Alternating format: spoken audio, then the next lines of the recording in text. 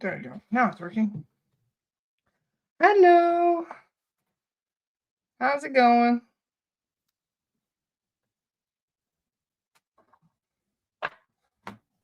Just gonna light my sage.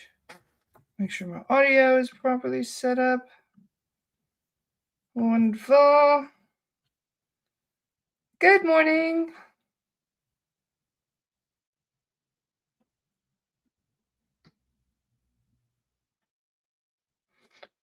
How's it going, everyone? Welcome. Hi, Joanne. Nice to see you. Hi, Dipti. How are you, sweetie? Having a good day so far? Hi, Lori. Hi, Leanne. Hi, other Lori. Hi, Jen. Nice to see you, hon. Hi, Mimi. Hi, Natalie. Hello. Hi, Chandrika. How is everyone today? Nice to see you all. Sorry I'm a couple minutes late as usual. It's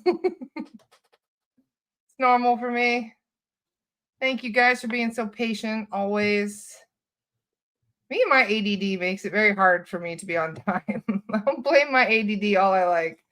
Because usually it is the culprit. I get distracted doing stuff.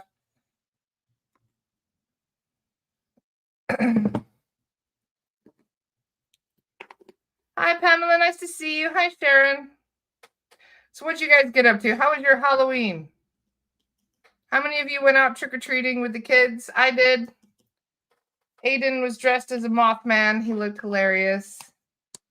We couldn't get his wings quite right. People were like, where's your wings? We're like, he's a baby. They haven't come out yet. He's still in the grub phase. But the rest of it was really funny. His whole body was basically in a little furry outfit. He was all fur. And he had these little antennas. It was quite fun. So we had a good time walking around. I've been trying to limit his candy intake, but you know what kids are like. I'm like, enjoy it when it's gone. It's gone. You know, I don't buy you candy normally. Like, this is the only time of year he has unbridled candy access. And he's definitely milking it for all it's worth. But for those of you who may not notice, on it's January. See, I'm already getting way ahead. I was just planning stuff for January, so I have January in my head. So November 1st, we did notice that things felt a bit off. Anybody else notice that I did make a post talking a little bit about, you know, some of the stuff that we've been doing in regards to healing work. Just reading through some of the comments. Thank you, Harish. Nice to see you. Hi, Roya. Last night felt so weird. Well, the last couple days have felt weird. So I don't know about you guys, but there was a timeline jump that happened on November 1st overnight. I woke up feeling very weird. I felt sleep drunk. I was like, what is going on here? I felt like I hadn't slept. Even though I got like 10 hours of sleep, I should have felt, you know, very much relaxed and at peace. But no, I felt very off, very dizzy, very ungrounded, very uncomfortable. So I have been trying to kind of like find my bearings since then. I do feel a little bit better. But definitely on the 1st and 2nd, I felt really weird. Really weird. So today is the first day I woke up feeling normal again, which is nice. To a degree, anyway. As normal as it gets for me. So Selena says, yeah, same. Me and my mom mentioned that. So you guys also felt things were really weird. Anybody else feel anything on Saturday? Bailey says, I've been so dizzy. Yes, being dizzy is a side effect of being ungrounded.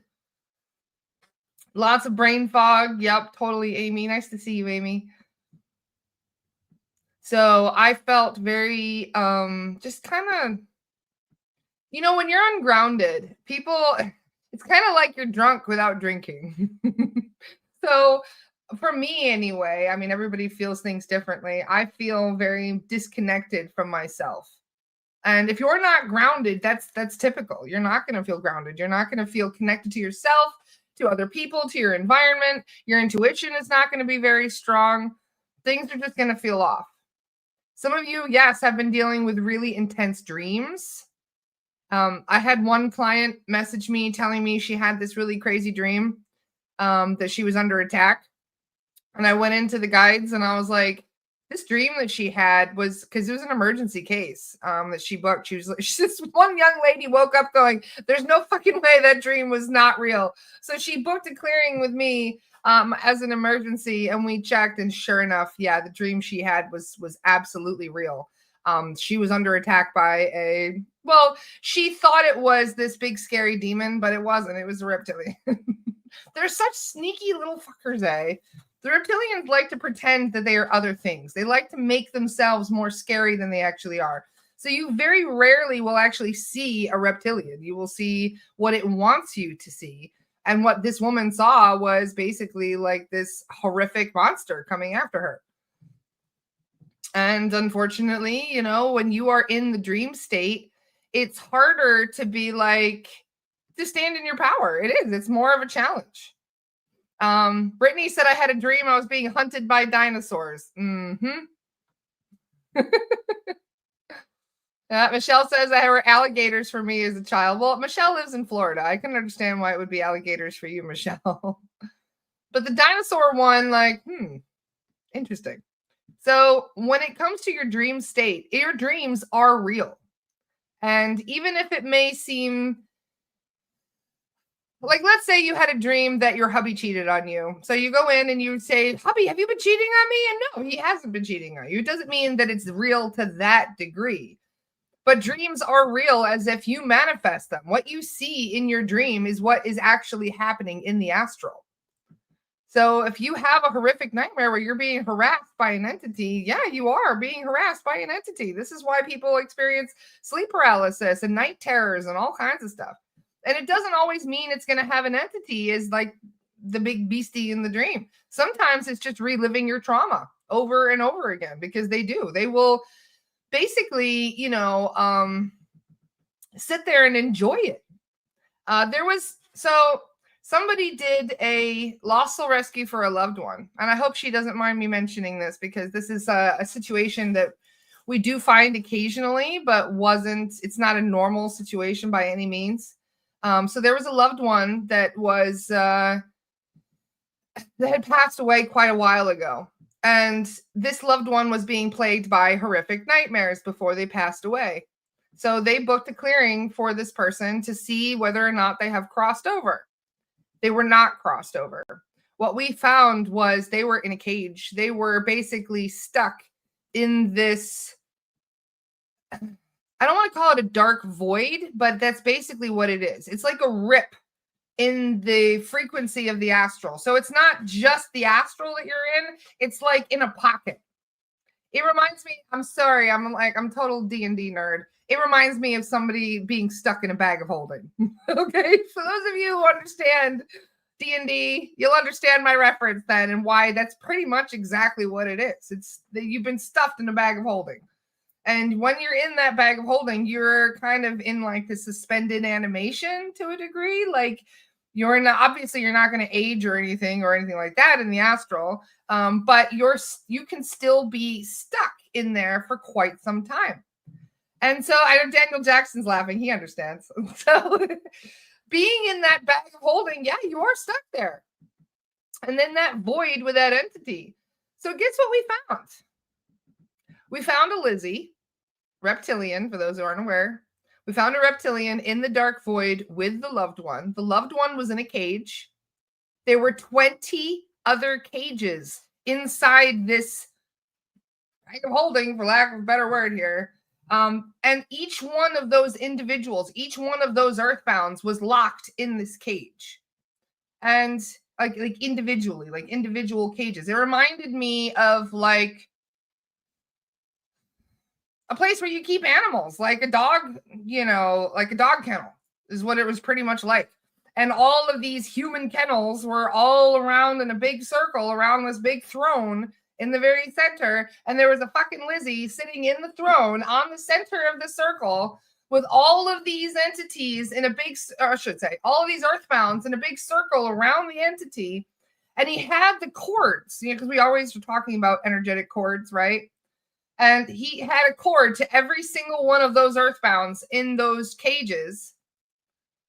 And yeah, he was basically using the cords like a straw, like sucking the energy out of the earthbounds that he had stuck in there. This is the kind of shit we find. And to be honest, like I'm kind of blown away that these things can even exist. And I wonder how you can get stuck in a place like that. It must be due to dark contracts. It must be where they kind of drag you to a degree. But yeah, Michelle, that's pretty much what they're after is loosh. I don't know if those of you who know what loosh is, but loosh is basically pure concentrated fear. And earthbounds have it too. Just because you're not in a physical vessel anymore doesn't mean you don't have energy that they can siphon away. So that's what he was doing. He was basically like, delicious, and taking all of this energy from these earthbounds. Well, that fucker is now at source. He's gone back to source. He's no longer enjoying his little throne party that he had. All of those earthbounds were released from their cages. We didn't just help the one earthbound that we tuned into. We helped all of them. But the one gentleman that we found in the cage, he was hiding his face like this. And he didn't want to move his hands. Like we were like bringing all the angelics in. We were like, come on, everybody out of the cages. And we were calling everybody out of the cages. And this poor man was just hiding his face. Like he was too scared. He was literally shaking like this, hiding his face when we found him. So we sent that fucking Lizzie to source. And then we crossed over all the others and we called forward his loved ones. And even with his loved ones, he was too scared to look up. Like he was too scared. He was doing this until we sent him to the healing place. So I know there's a lot of galactics that kind of pay attention to my podcast. The reason for that is because of the things that I talk about, but also because there's so much involvement right now with these galactic races. So the reason I'm mentioning this is the situation here on Earth is so much worse, so much darker than even the galactics had in mind before they came here. They hadn't, I think most of them have no idea how bad it actually is down here. They're starting to realize it now. They're starting to come to terms with it now that we're finding all this kind of shit. But at the same time, there are so many people who have been stuck for a long time. When we went to Salem, my grandmother, she had a plot in this really, I think I talked about it last week a little bit, but I wanted to mention it again. There's a family plot that's just outside of Boston. This place called Sleepy Hollow Cemetery, a really interesting place. That's a whole lot of famous authors and things buried there. We went to connect with my family at that space, and I went and cleaned off all the lichen on all the graves, and we made sure that everybody could see, like, there's a lot of stuff that had moved and grown over and things like that. So we cleaned it out. And thank you to Bradley for helping me to clean up my family plot there. But as we were chit-chatting, Sam came through, Bradley's guide, and said there are two of them that had been stuck that had not reincarnated yet. One of them I knew hadn't reincarnated yet because we had only saved him a few weeks ago. One of my great uncle was stuck somewhere in the astral because he took his own life in 1972. We went and saved him a couple weeks ago, which was really lovely. Thank you to the team for doing that, for going and rescuing my great uncle Craig. Since 1972, he was stuck in a dark void with an entity. So we went to check on a couple other family members, and there was a great aunt that one of my great aunts passed away in 1937, right? And I thought, I mean, she's probably reincarnated like twice over since then. Oh, there's 108 people watching right now. Hi, Siddhartha, love you. So I'm representing Siddhartha today. I got a new Siddhartha pendant at the Crystal Show yesterday. So anyway, so we were basically just trying to connect with the family, and they know when you come and visit. For the record, every time you come and visit a family grave site, they know. The family is aware that you're there, and they love it. They love it when you come and honor them and bring them flowers and just, share stories and talk about them and that sort of thing. So I asked about my family and if they had all crossed over, and they said one of us isn't here. And I said, who? And they pointed to Phyllis. It's my great aunt who died in 1937. She was actually the reason they bought the plot in the first place. So they bought that plot in 1937 for her. So she died in a pond out behind their house. They had a beautiful pond, and she used to swim in that pond every day. In fact, she was a very strong swimmer. But one day they found her in the pond, and she had drowned. So nobody understood what happened. And for nearly 100 years, my family has been wondering what happened to Phyllis. They want to know what happened to this beautiful young lady who had her whole life ahead of her. Guess what I found? Well, my great aunt Phyllis was not crossed over. She was still in the fucking pond with a dark entity. She was there with a demonic entity. It was a very strong, very old, dark, demonic being that had basically taken over that pond. And when she went out to swim in that pond that day, it froze all of her muscles. That's what the guides told me. All of her muscles seized up. She couldn't breathe. She couldn't swim. And she sunk like a rock. So I was blown away to learn that even nearly, like I said, 1937, and she was still stuck. She was still there in the pond, not crossed over. So when I went to my guides and I said, these things happen a lot, don't they? Where people don't cross over. And they said, yeah, part of the reason for that is entities. If an entity has a strong enough cord or a bond or a contract with you, that entity controls your free will, not you. And it was quite upsetting, to find out that I had somebody who, was very beloved by my family that was still stuck. So there's a lot of things that we have been doing recently trying to help these people that have been stuck, because that blew my mind. I was, for a while, and this is the funny thing about spirituality, we make a lot of assumptions. We just assume things. And for a long time, I assumed that even if one version of you is earthbound somewhere, you're still going to create new life somewhere else. I assumed that, okay, yeah, I'm like, for example, if I die as Lara and I die in a hospital and I don't cross over, does that mean my higher self isn't making new versions of me out there somewhere? Does everything just kind of stop and it's frozen in time until my earthbound self crosses over? Because that's where my perception is. If the perception of my soul is right there. So then I was wondering this to the guides. I said, well, if everything has ever happened or ever happening simultaneously, so that means that every version of you that you have ever been is still out there somewhere doing something, right? So I assumed, yeah, you can probably, I'm sure you can reincarnate again, even if like one of you is kind of goes offline, so to speak, because you are earthbound somewhere, you're stuck somewhere. Does that mean the higher self isn't going to be like, well, that one's stuck, so I guess we won't make any more until they get unstuck? I thought that sounded ridiculous. I was like, no way. So the other day, I was chatting with the guides, and we found that somebody had been stuck for nearly 100 years. And I said, okay, so does that mean that there's another version of them out there right now doing other things? Like, could there be, because part of that question was, could there be another version of me that's out there? Like, if I go and clear Gettysburg, because I know I died at Gettysburg, am I going to go rescue another version of myself who's stuck at Gettysburg? Nope. No, apparently not. The guys explained, no, that until you cross over, you're not taking a new life. You're not taking a new body. You're stuck. Your soul advancement stops temporarily until you get rescued. But yeah, you're stuck. If you're stuck in a dark void, there may be other versions of you that exist in other timelines, but your higher self, it's not going to make other versions of you. You don't reincarnate until you get helped. And this is one of those many little things that I wish I could talk to the manager about. I'd be like, what do you mean? If they're stuck, they can't come and have another life. What does that even mean? So this gives me even more incentive to help lost souls, because this whole time I've been assuming, oh, yeah, just because one version of them is stuck doesn't mean there can't be other versions that are out doing things.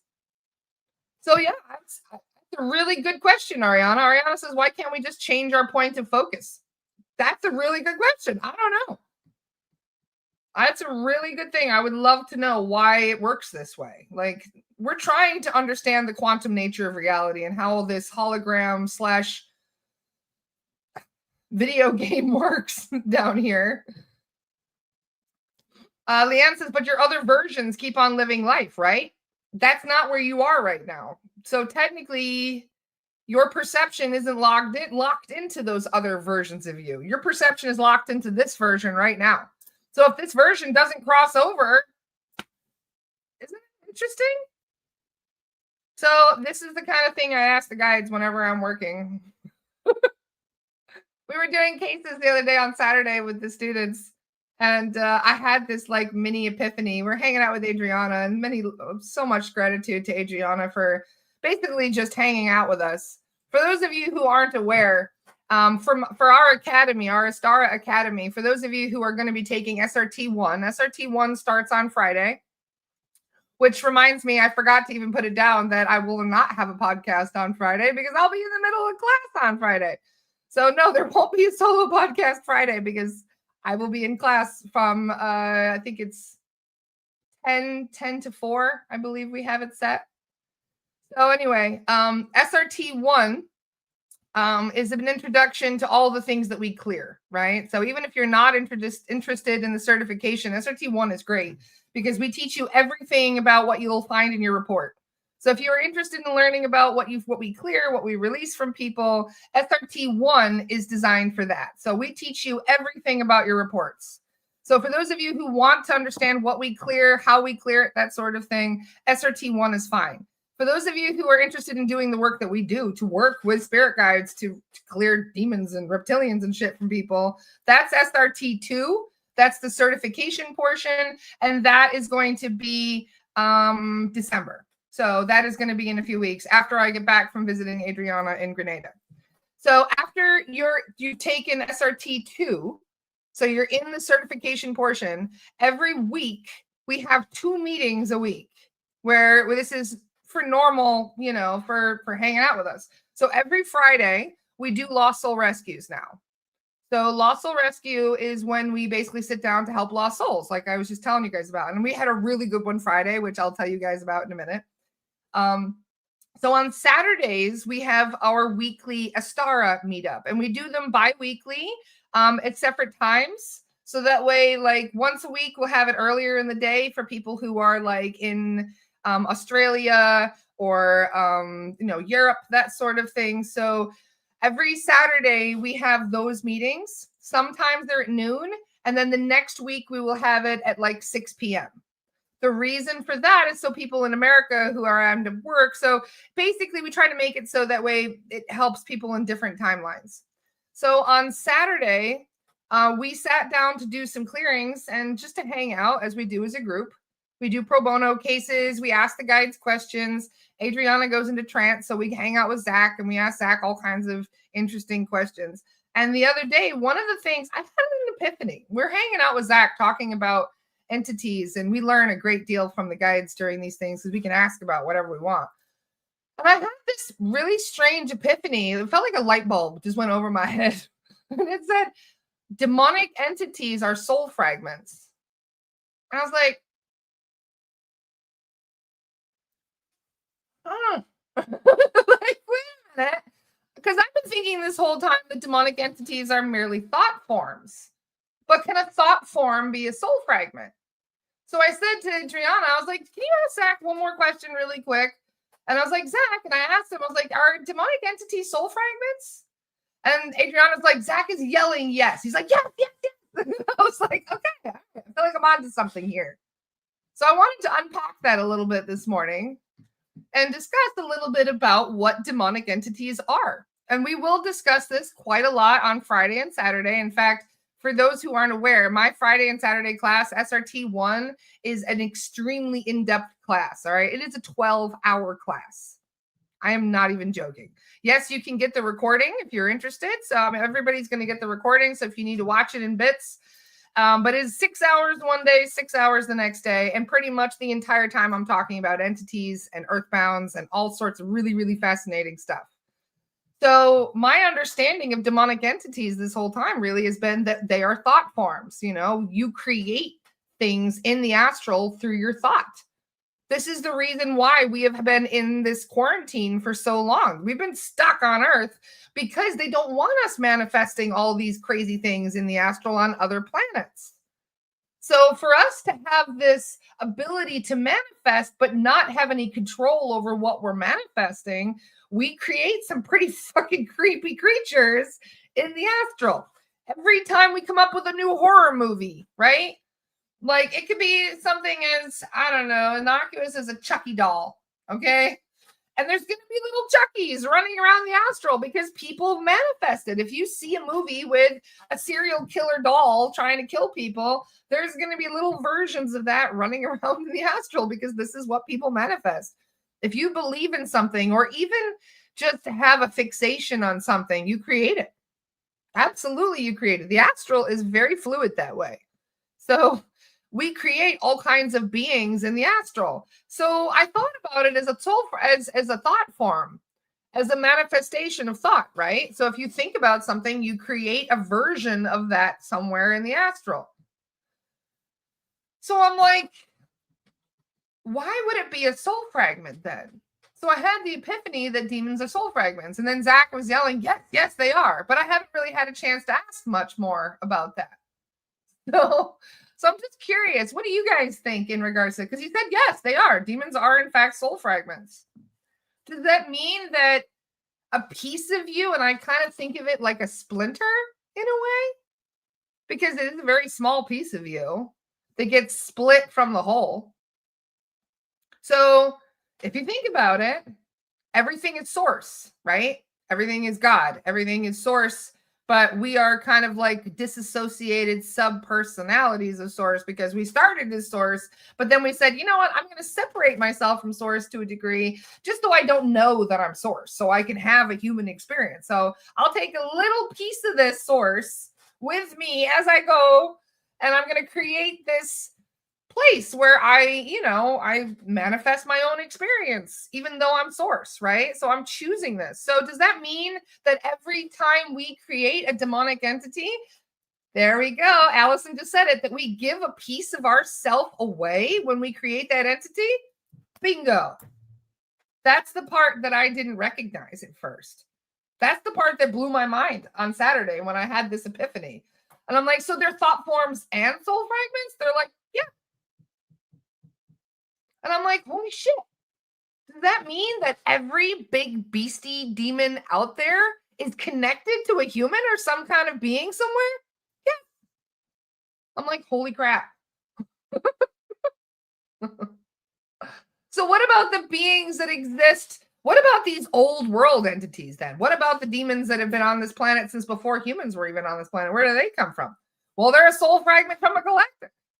They're a soul fragment from another being, from another beastie. So does this mean this is how they come from source? Yeah. This is how they come from source.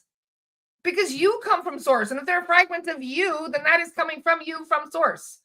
So it's another form of disassociation that splits and splits and splits and splits. I know. Amy says, whoa. I know, Amy. This is why for me it was like, ping. I'm like, oh. Oh my God. Another reason why we're stuck in quarantine, because they don't want us manifesting so many beasties. And that is why they get sent back to source. Yes, exactly. Jenna says that's why they get sent home for rehab. Yeah, exactly. They get sent back to source. Because technically everything is source. So yeah, it makes sense that it would be sent back to source.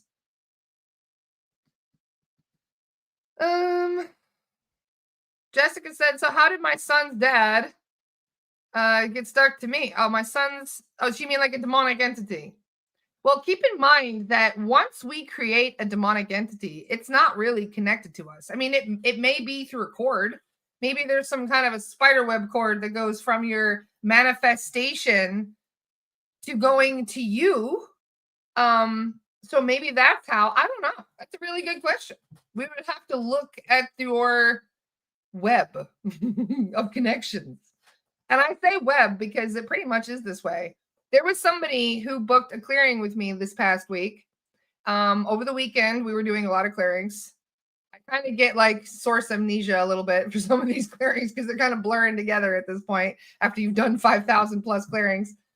But this one case really stuck out. So this client came to me and said, I had a Reiki attunement not too long ago. And this Reiki attunement, I felt really off after the Reiki attunement. So she wanted to know, like, what's going on there. So we check in, and guess what we found? The entities attached to the Reiki master had set a cord. She made a dark contract during the attunement. And that blew my mind as well, that you can make a dark contract during an attunement. When you have a plan to be a healer, you're trying to do healing work. And just by sitting in on the attunement and getting attuned by somebody who has a reptilian for a soul guide, she ended up with a dark contract and has been harassed in her dream state ever since. So when we went to connect to this, thank you, Carolyn. Carolyn's here. Yay. So Carolyn and I, when we were checking this, we were like, I could see it in my mind's eye, and I'm sure Carolyn could see it in a similar way, where it looked like a black spider web. That's what it looked like. Like everything, like at the center of the spider web would be the healer, the teacher, the Reiki teacher that was compromised. And then every person they attuned would be basically compromised by the same entity.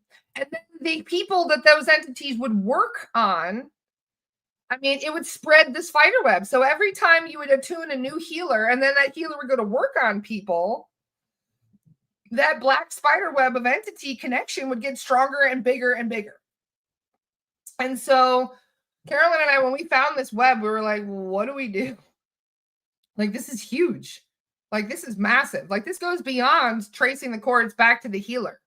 This goes beyond going back and clearing the healer, because technically it's now the healer. Like, if you think about it, if one large Draco connects to that healer, and the healer might not know anything is wrong, they might not have any clue, because it's like a Typhoid Mary situation. Anybody know who Typhoid Mary is? Typhoid Mary was a lady who was basically a carrier of typhoid, and yet she didn't get sick. She got no illness whatsoever from typhoid. She was creating it. She was literally like manifesting the germs and creating the germs and giving the germs to other people, but not getting sick herself. So this is exactly what was happening with the healer. The healer was fine. The healer was like perfect. There's nothing wrong with the healer, because they weren't after her. They were using her to get to other people. Somebody said to me, they're like, well, so what do we do? Well, we were talking about this on Saturday. We're like, because we discussed these things during our Saturday hangouts. And I said to the other, practitioners, and I said, so what would you guys do in this situation? Would you ask to talk to the healer? Would you say, look, you need to, it's kind of like thinking about it, going back to the COVID days when they're kind of like, what were they called? Where they were tracing where the illness came from. We were kind of like going back and trying to figure out where the beasties came from. So we had to go back to like patient zero. Exactly, Emmy. Yes. And so we wondered, like, how do you conduct yourself in this situation? Do you go back to the Reiki master and tell the Reiki master that they've been compromised? Does that even do they even think that a lot of them will probably look at you like you're full of shit. There's nothing wrong with them. They're fine, right? They feel great.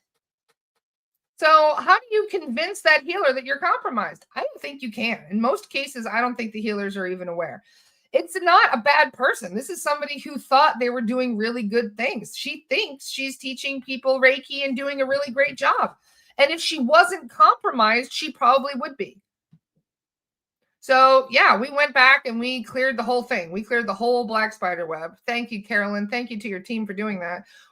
There were thousands of people connect to this. I was like, are we talking like dozens, hundreds? They're like, no. This web is massive. It connects other Reiki masters. It connects other healers.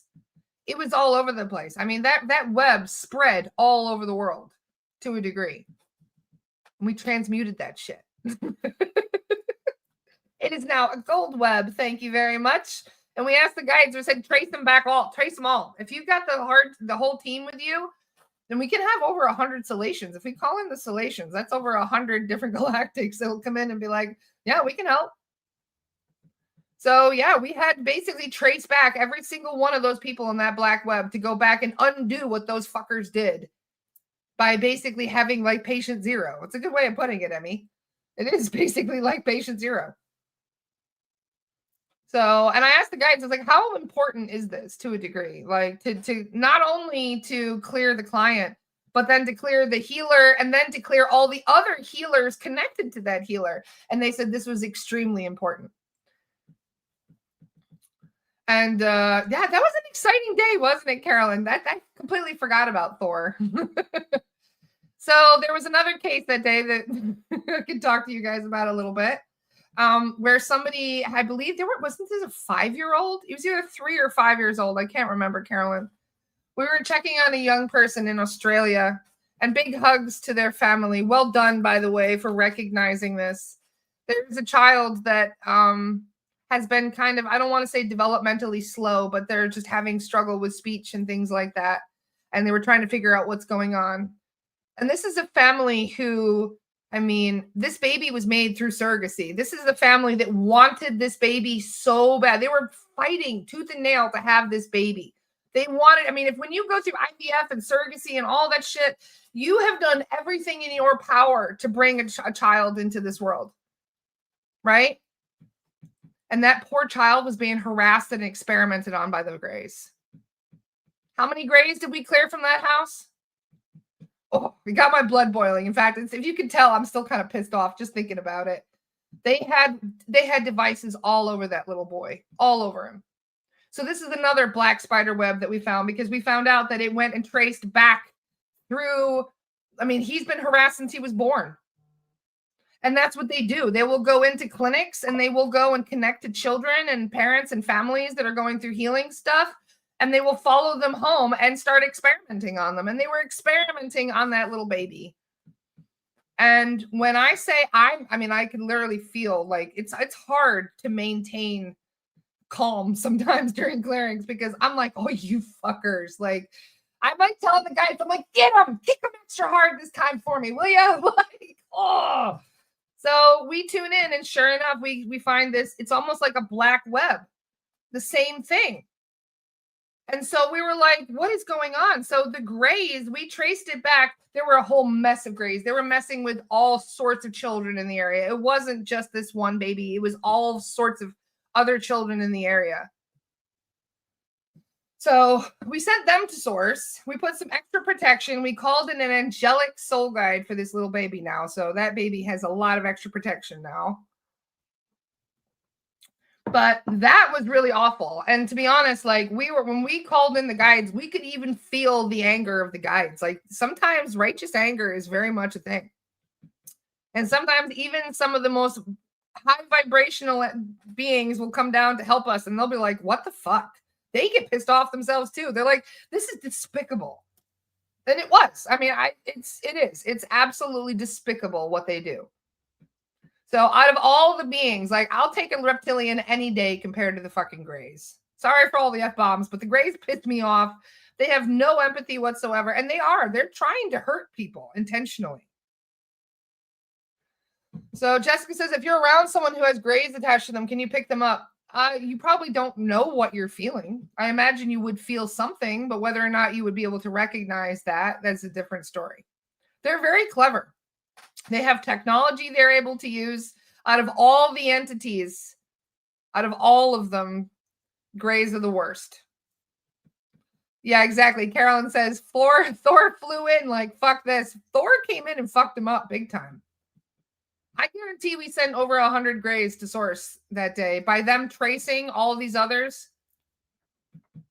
it's just unbelievable what we're dealing with on this planet and how people have no idea because you can't see it. We're dealing with an enemy you can't see. So it's very unfortunate that the situation is what it is. So what do your team do? It's so valuable and needed. It's awful to be under siege and not even know why. These things weren't as prevalent as they are now. And I asked the guides, it's like, is this getting worse? Like, I feel like this is worse than it used to be. And they said, oh, absolutely. Absolutely, it's worse. They're doing everything they possibly can to slow the shift. And this is a form. You know how we talk about loopholes? and how we have loopholes that us, star seeds and other high vibrational beings are coming in here, and we're trying to, in a way, we're helping the shift, right? We're bringing in high vibe beings. We've got reinforcements coming in. We're calling in reinforcements every day. We have new galactics coming in. We have new angelics coming in. We have all of these discarnate beings coming forward and helping out. We have more help and support than we have ever had before. And the reason for that is because the other side is doing the exact same thing. Right across the street from where we found that little boy with all those grays, we found a sky portal. And I asked the guides, I was like, sky portals are getting more and more common. And the guides were like, they're opening sky portals everywhere. Everywhere they're bringing in sky portals. And I was like, why? And they said reinforcements. Every time they open a sky portal, there's bringing entities in here that shouldn't be here. They're not even from our timeline. They're not from our frequency. And it's just like in the Avengers movie. And I know what I sound like when I say this.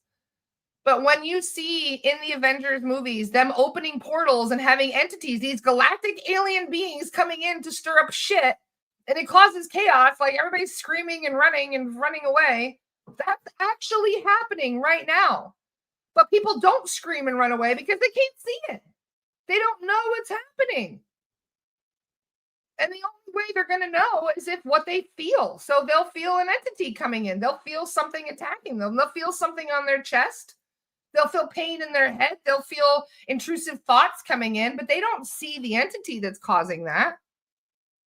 They don't know why they have those intrusive thoughts. They don't know why they have extreme pain that just pops up out of nowhere. It's because they're being attacked and they don't even know it. They have no idea what's even happening because they can't see it. So it's just one of those things where the world is going to get crazier, and it has been getting crazier and crazier. And as soon as if we were to recognize, if we were to actually see what we were dealing with, we would be in the middle of an Avengers movie right now. You are living one right now. You just don't know it. And the galactics that we deal with on a daily basis, they really are hurting people. They really are causing people to self-harm or to have accidents or to get very, very sick for no reason. Svetlana says, by grays, are you talking about the Matra? No, we are not talking about the Matra grays. The Matra grays are the worst grays that live on this planet. No. If you see a Matra gray, it's probably going to be one of the last things you see.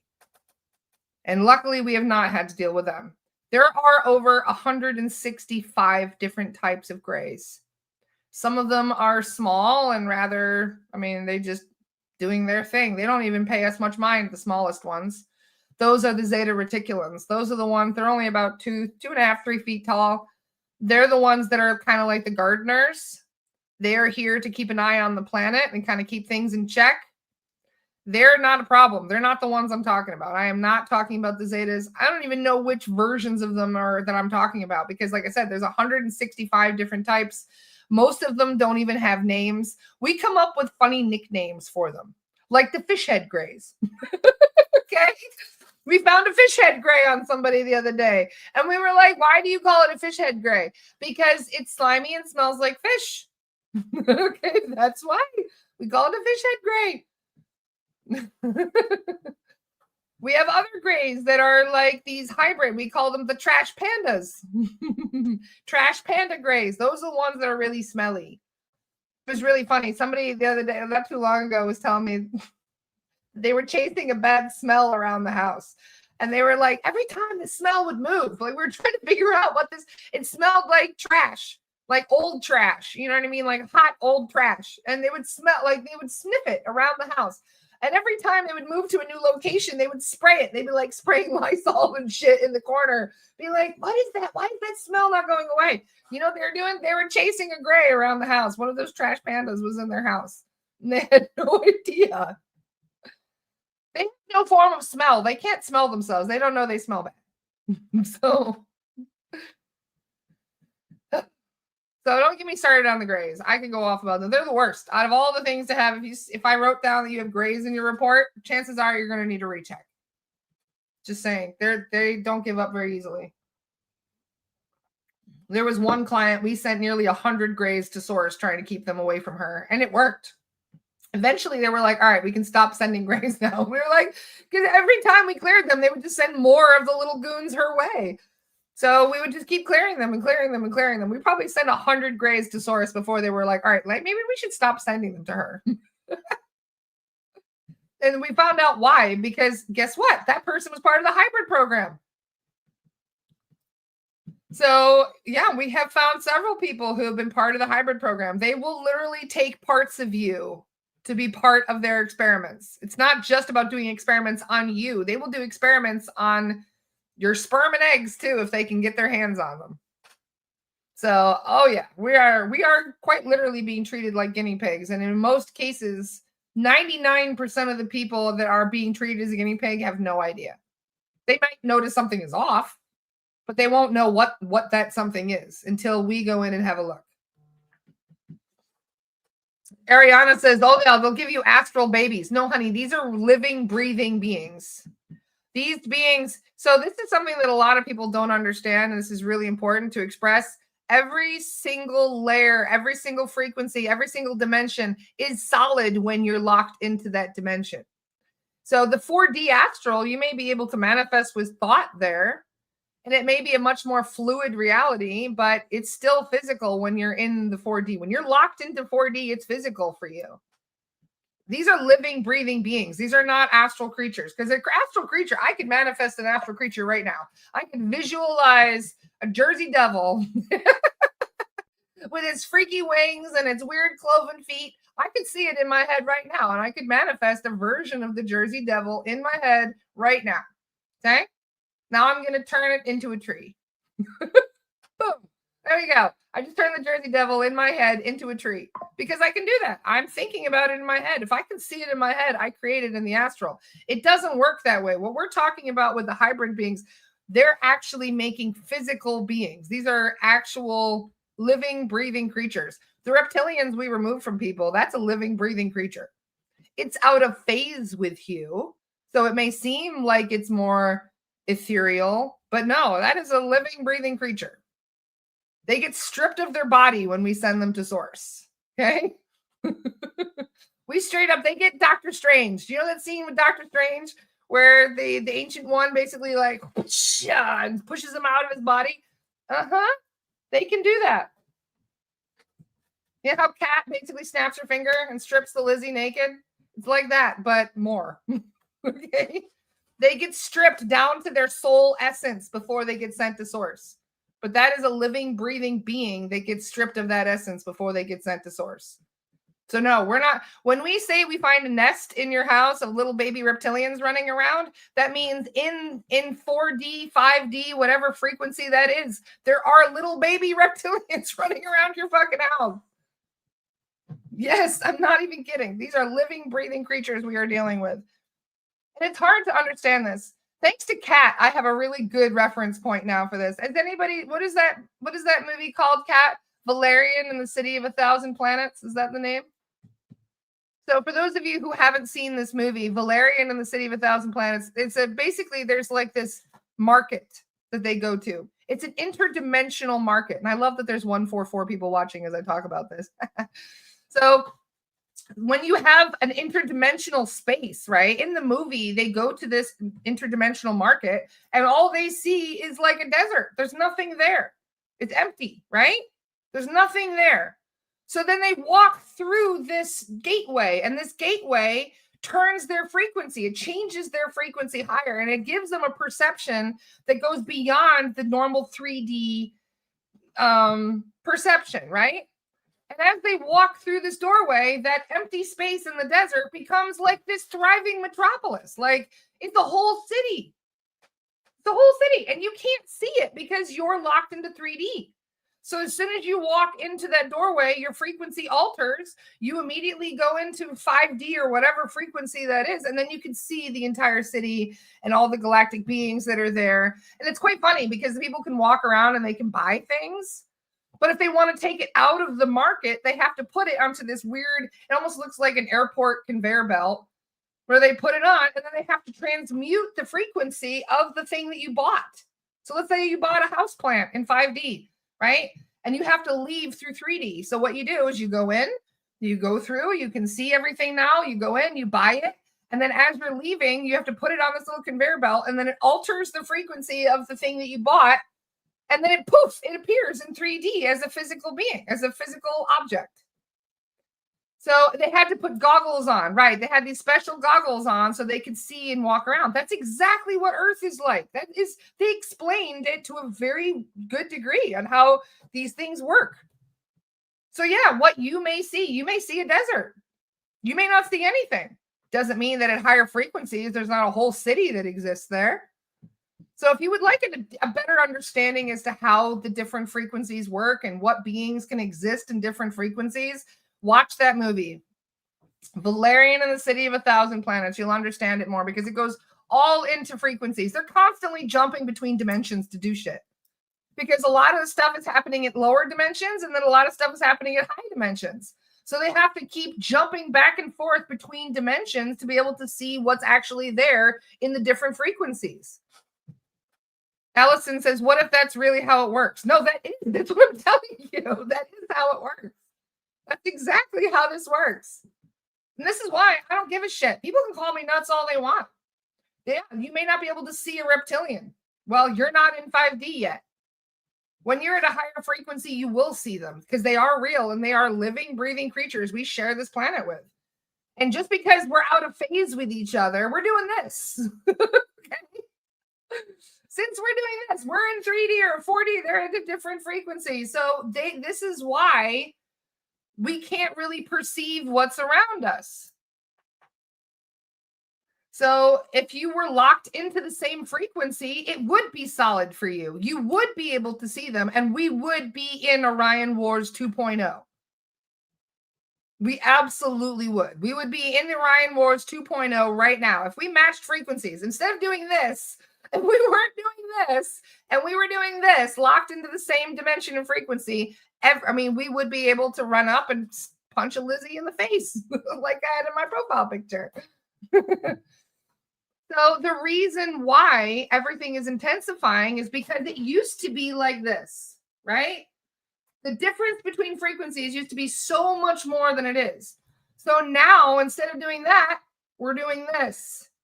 And then we're doing this. And we're getting to the point where it's going to be like this. And that's when we're going to be able to see everything around us.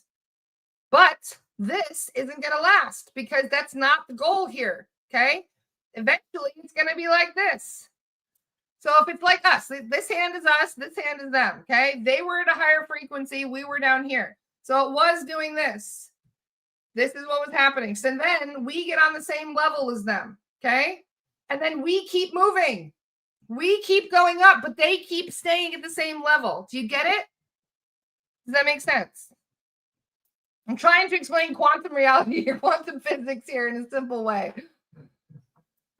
So they are technically locked into 4D and 5D. So we have to pass through 4D on our way to 5D frequency. Does that make sense?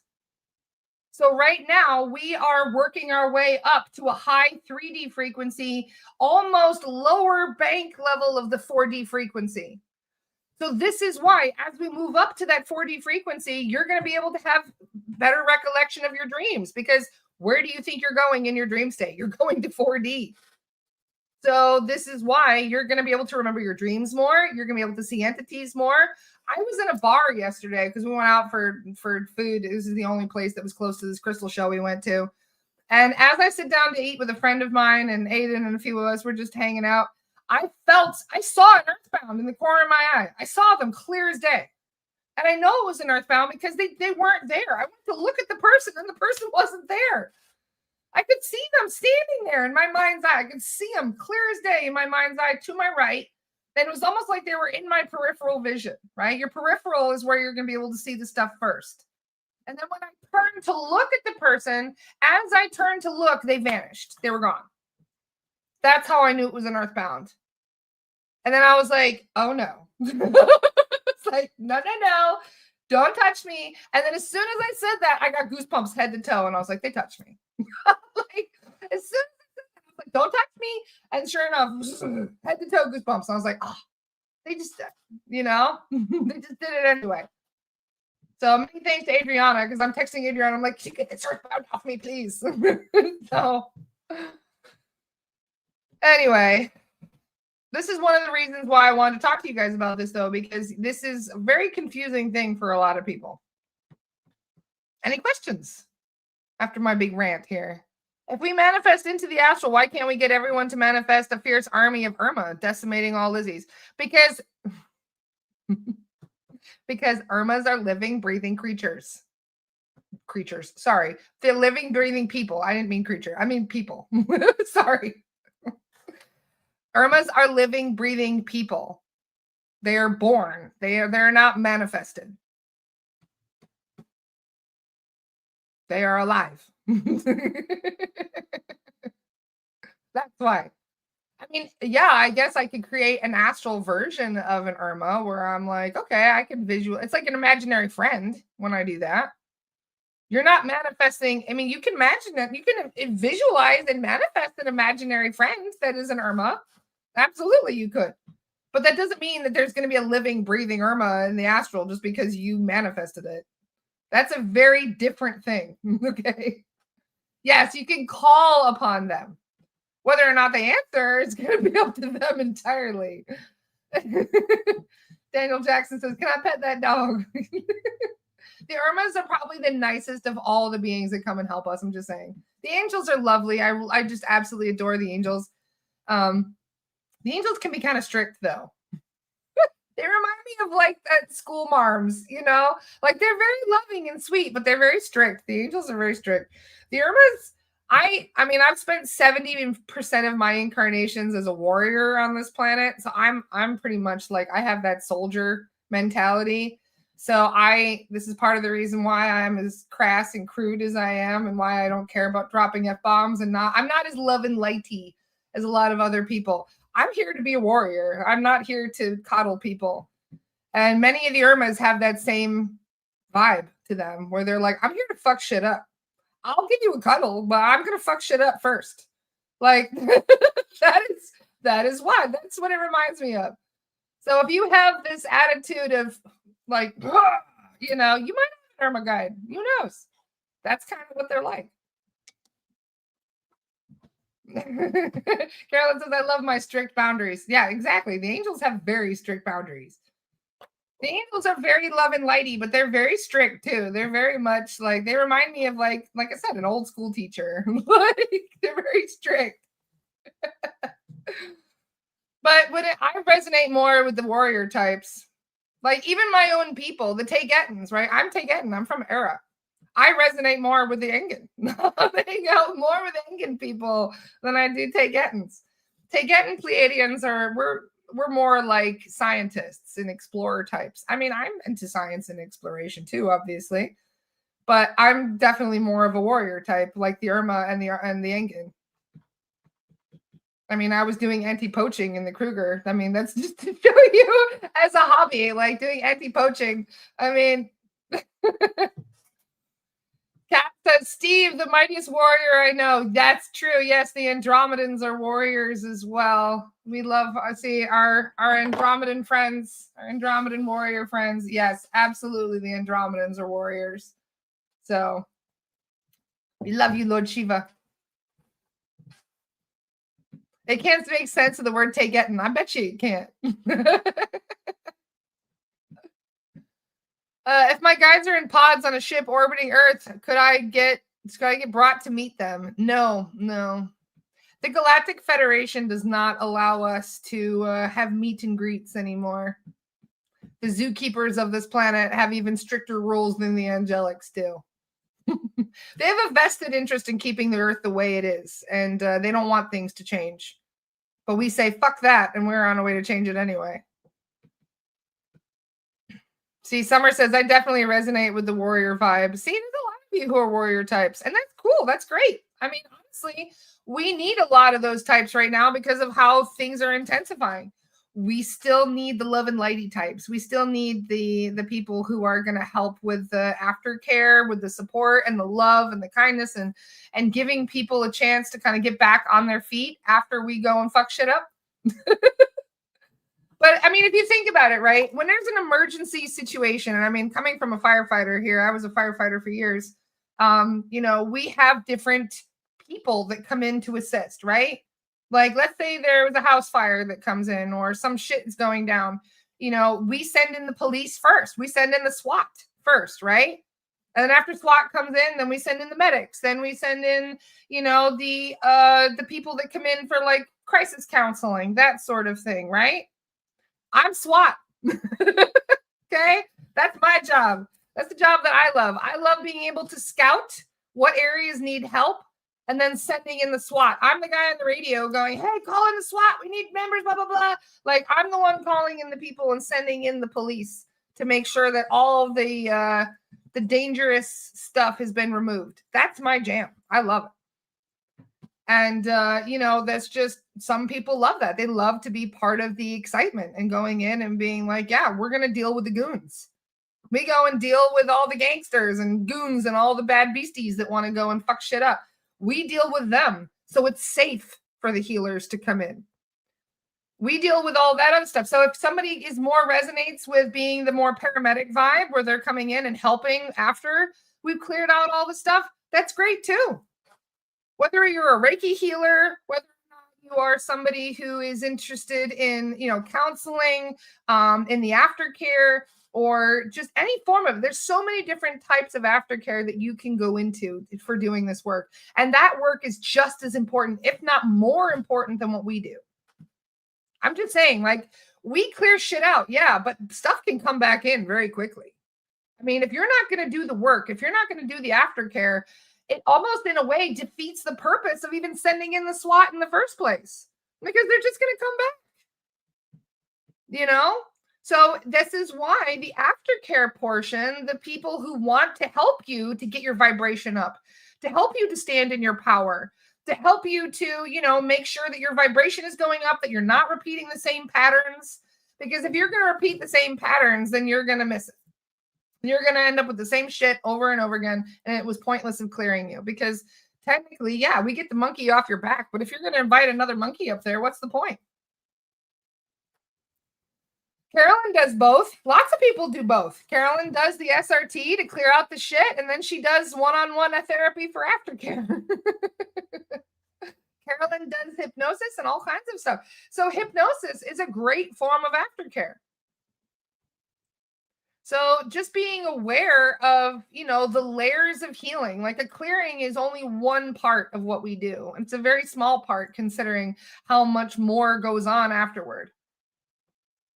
Nathalie says, aftercare taken seriously is also very empowering for a person that was cleared. Yes. So some people say, do they need to know that I booked a clearing for them? They don't need to know, but if you tell them, it's definitely better.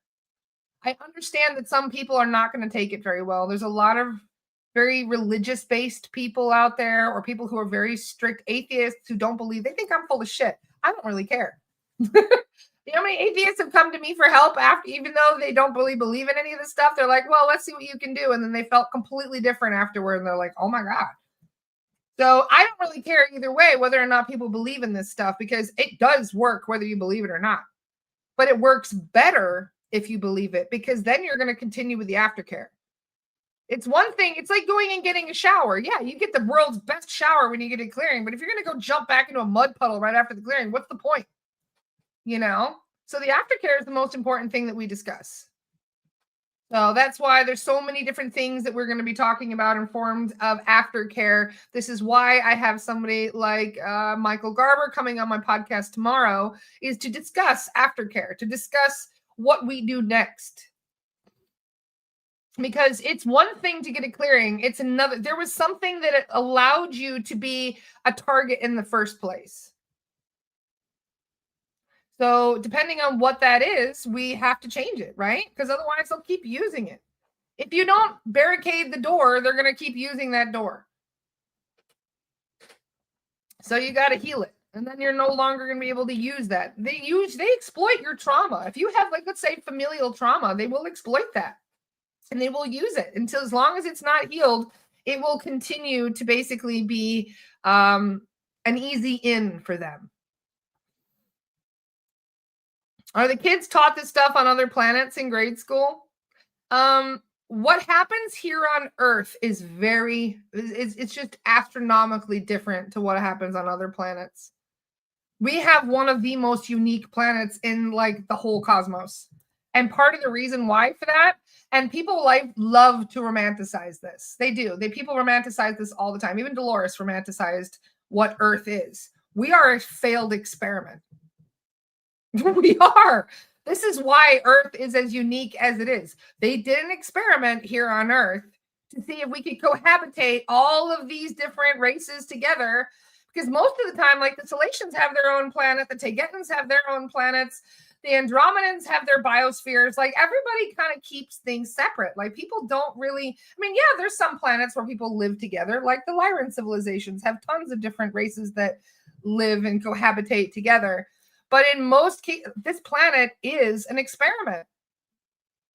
So this experiment did not go the way they planned. And unfortunately, that means that some people were exploiting it. So yeah, there's going to be tons and tons of things that shouldn't have gone the way they did because the experiment didn't go the way that they had planned. And yeah, Leanne says that's why they keep us in the corner. That is 100% why they keep us in the corner. Yes, that is 100% why we're in a quarantine. They don't want us getting off of this planet because there's all kinds of stuff that exists here that doesn't exist on other planets.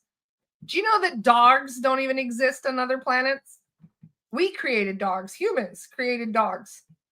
They took wild canines, yes, that do exist somewhat on other planets, and have been interbreeding those wild canines over and over again, millions of times over the course of thousands and thousands of years. You think chihuahuas and other things exist on other planets? No, they don't. There's all kinds of stuff that exists. I would say probably about 80% of what we have here on Earth does not exist elsewhere. So we have a very unique planet. Yeah, it's like a living library where everybody brought all of different beings from all different creatures from all different planets. Summer says, I tell my dog that when she's being bad. Yeah, so there are cats on other planets. The reason for that is because the Engen and the Taygetans, the Engen and Taygetans love cats. They're the reason why cats were here, as well as the Irma, obviously. So because of the Lyrans and the others that came here, that's why we have cats on this planet. So cats do exist on other planets. Dogs don't. So there's a whole lot of stuff that exists here that we haven't got on other planets. So this is a very unique place. Just the food we have here, most of it doesn't exist off-world. Maybe some of the fruits and vegetables kind of might, but we created all of these different food varieties here on Earth through cross-pollination and experimentation and all kinds of GMO stuff. There's all kinds of stuff that exists here that doesn't even in food-wise, doesn't exist off-world. So just keep that into perspective. A lot of people think like, I can't wait to get off Earth. Well, there might be some things you might be missing. For me, what is that one movie with Star-Lord and he's always playing music? I think that's the one thing I would miss most from Earth. If I were to leave Earth today, I would have to bring like my entire, bring so much music with me. It would be like 50 terabytes worth of music that I would bring with me. If I were to leave the planet today, and I could only take one thing with me other than Aiden, that would be music I would take with me. Because not even music exists the way that it does on this planet elsewhere. What was your one thing? If you could take only one thing with you from Earth, they're evacuating the planet. You can only grab one thing. What would it be? I'm just curious. Summer says it would be flowers. Who knows what flowers they have on other planets? They might have better flowers than us. She'd bring sushi. That's funny. So I found out the Salacians do eat fish on occasion. So the Salacians are basically like either vegan or pescatarian, depending on what they want to do. So there are fish on other planets. So you technically could have sushi on other planets. Just saying. Yeah, Richard says rock and roll and pizza. Kristen says the beach. There's tons of planets with beaches. In fact, there are lots of other water planets. Temur, Aiden's planet, where Aiden is from. Aiden is from Temur. Temur is a Tagetan planet. They have beaches there. In fact, I was asking about geography, like, and like how that works. Like, I'm just wondering how, like, different most planets are. Like, do they have forests? Like, I'm wondering, is it like Stargate, where every time they step through the wormhole on a new planet, they see a forest somewhere because there's so many forests? The guys are like, yeah, there's forests on every planet.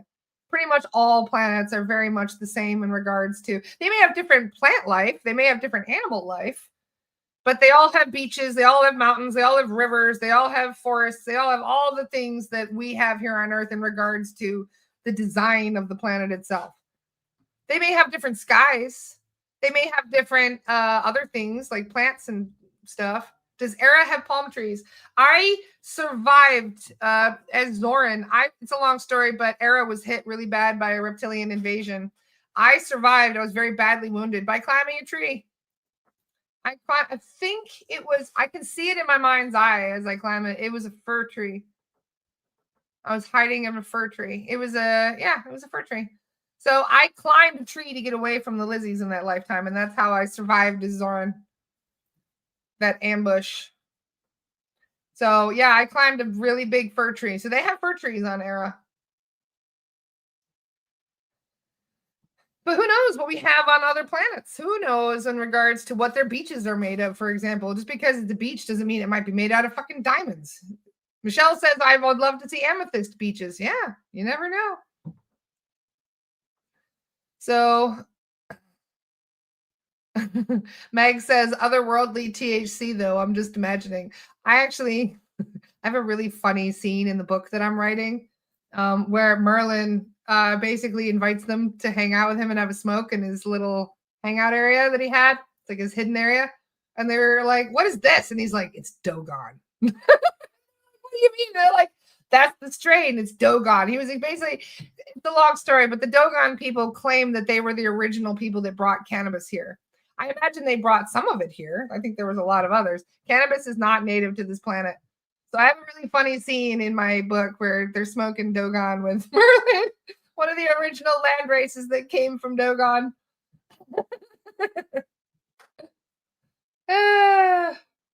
So yeah, I mean, yeah, I don't think that cannabis is from this planet originally either. I know I need to switch to Astara. I'm just having fun with this chat today, so that's why I haven't switched yet. There's also 133 people hanging out today. That's really nice that you guys were spending some time with us today. What about mushrooms? I'm pretty sure there's whole planets of mushrooms. I think that's how this planet originally started, was this whole planet was like giant mushrooms.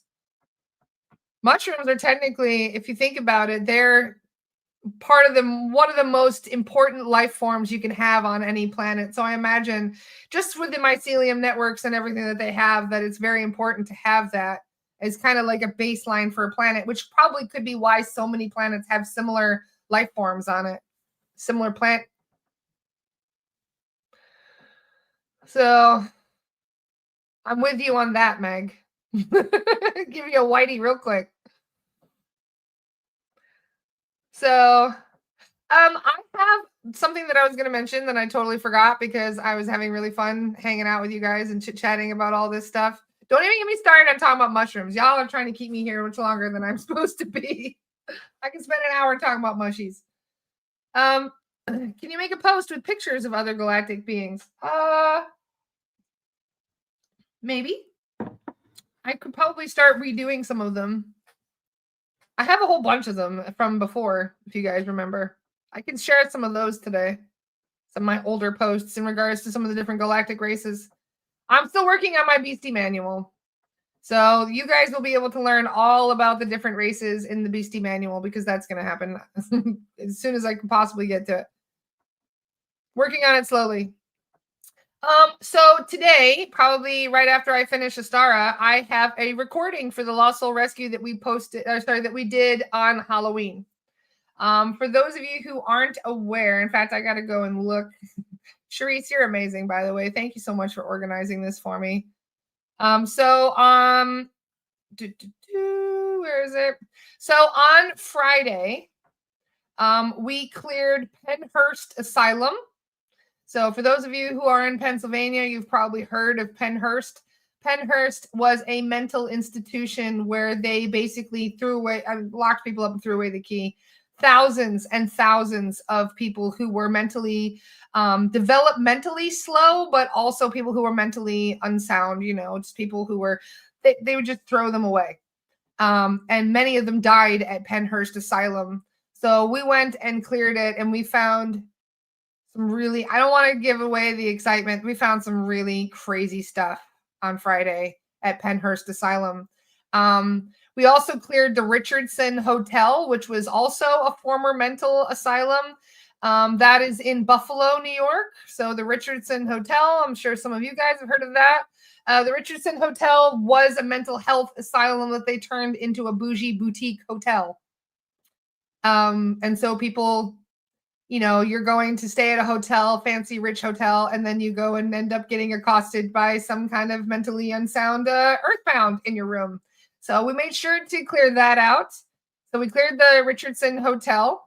Then we went to the Royal. So we didn't want to just do American stuff. So we did clear one location in the UK. We went to the Royal Liverpool Seamen's Orphanage. So for those of you who aren't aware of the Liverpool Orphanage, this is one of the largest orphanages in the UK. It was over, I think it was like early 1800s or mid 1800s that they originally built it. It was originally built for like the children of people lost at sea and that sort of thing. But then there was a period in history where all the orphans from World War I and World War II were sent there. There were thousands of orphans who lived at this one location, and you don't even want to know what we found underneath. This was a royal orphanage, so I'm sure your imagination can concoct the rest of it as to what we found and what they were doing to those poor orphans there. Anytime the royals put their royal seal on something, there's something really evil and nefarious that happens there. It happens all the fucking time. And this was no different. We found some really awful stuff, very dark stuff at that orphanage in Liverpool. So we crossed over all the earthbounds there. We helped all the children that were there. There was a lot to clear. That was quite a doozy of a clearing. So you guys are more than welcome. I'm going to share this recording in the Lost Soul Rescue group. So those of you who would like to watch it, I want you guys to see us work. We want you guys to see us do this work. So that way, first of all, so you can see it's not bullshit. That's a good reason to do it. But also to see whether or not you can stomach this work, if whether or not you could do this work.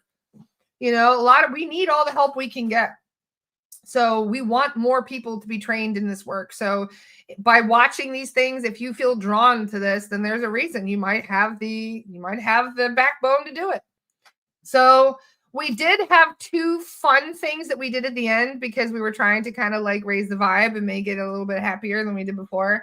So we checked on two celebrities, which we almost never do. I have a very strict list of reasons why we don't check celebrities in most cases, unless it's a very special celebrity on a special situation, right? A special circumstance. And Halloween is a special circumstance. So we thought we would check in on two of our most beloved actors, or I should say Hollywood people that were more involved in the Halloween scene. So the first person we checked was Raul Julia.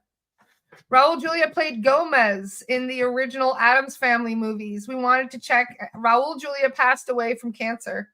I believe it was like 94 or some shit. It was right. He actually was dying of cancer during the filming of the Addams Family Values movie. So there's a really sad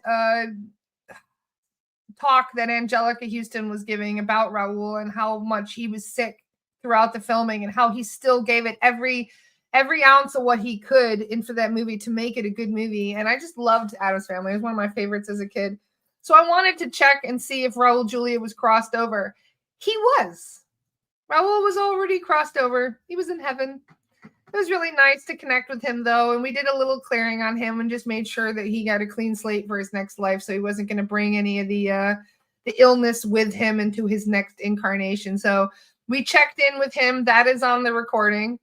And since he was already crossed over, we thought, let's just check one more. I'm just curious. There's somebody else who I love even more. And I wanted to see if he was crossed over. This is another person very much involved in Halloween-y type vibes. So I thought being Halloween, it would be nice to tune in and just to see if he's okay. So we tuned in with Harold Ramis. So for those of you who don't know who Harold Ramis is, he was a director and an actor. He directed pretty much 3 out of 5 of my favorite movies from my childhood. I was obsessed with his movies. Caddyshack was one of my favorites growing up. Groundhog Day, I watch at least twice a year. Like whenever I really need a good laugh, I watch Groundhog Day. I'm obsessed with Groundhog Day. I love it so much. And the third would be obviously the Ghostbusters, right? So we tuned in with Harold to see if he was already crossed over, and Harold was also indeed already crossed over. All right, and he wait till you hear the message that he had for us, because like Bradley and I, we all got so teared up at first. We're like, oh, we love you. He was like, oh my God, you guys are the real deal. We were like, yeah. He was like, oh my God, you guys are the real deal. You're the real Ghostbusters. And we're like, oh, like it made my whole weekend, you guys. So you can see that in the recording. I'm telling you, it's gonna make you so chill. I just love Harold Ramis so much, and his attitude was so nice. He was so loving. So it was a fun one. So at the end, the first ones that we clear were a bit intense, I must admit. But towards the end, when we got to check in with it was great. I have not checked John Candy, but someday we absolutely could. I love John Candy. I would love to. We stay away from the dark celebrities. There's a couple I wish I could check. I'm still a little nervous to check them. Who knows whether or not, we'll see. But it was a really cool way to end our LSR. Exactly, Kat. So we had a really good time on Friday. So I will share that recording for you guys in the Spirit Release and Lost Soul Rescue. I'll do that as soon as I finish on Astara. So that way you guys can check it out. It was a lot of fun. It was great. So, and wait till you see what we found on the first location. There was a very interesting old world beastie on the first location that we checked. So it's a really interesting one. Heather said Robin Williams. Honestly, he's at the top of my list, but I'm a little nervous to check him considering what happened at the end of his life. I would love to check Robin.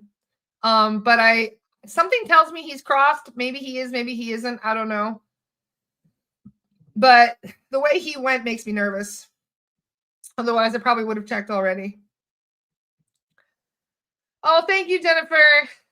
Yes, I appreciate you. We do have class Friday. So for those of you who are interested in SRT 1, that's not the certification portion.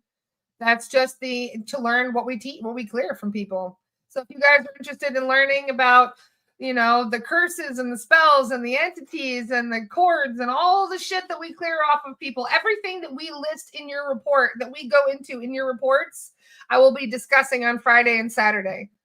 So for those of you who are interested in learning about what, to understand what is in your Spirit Release report, and people who are interested in doing this work as a profession that is required. So SRT 1 and 2 are required for certification.